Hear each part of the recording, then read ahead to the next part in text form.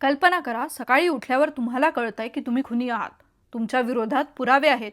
लोक तुमच्याकडे गुन्हेगारासारखं बघतायत आणि तुम्हाला वाचवायला येतो तो माणूस जो उद्या कोर्टात तुमच्या विरोधात उभा होणार आहे. हा आहे नोजी वूक, एक अत्यंत कडक आणि प्रामाणिक प्रॉसिक्युटर, आणि ती आहे उनबोंग ही, एक ज्युनियर इंटर्न लॉयर. उनबोंग हीवर जेव्हा तिच्या एक्स बॉयफ्रेंडच्या मर्डरचा खोटा आरोप लागतो, तेव्हा नोजी वूक स्वतःचं करिअर पणाला लावून कोर्टात तिला वाचवतो आणि त्याची किंमत म्हणून स्वतःची नोकरी देखील गमावतो. पण ही फक्त सुरुवात आहे. त्यानंतर हे दोघं मिळून एक प्रायव्हेट लॉ फर्म सुरू करतात आणि सुरू होतो संशय, सत्य आणि न्यायाचा एक वेगळाच खेळ. हा ड्रामा फक्त कोर्टरूम ड्रामा म्हणून थांबत नाही, तर कायद्याच्या यंत्रणेतल्या त्रुटींवरही प्रकाश टाकतो.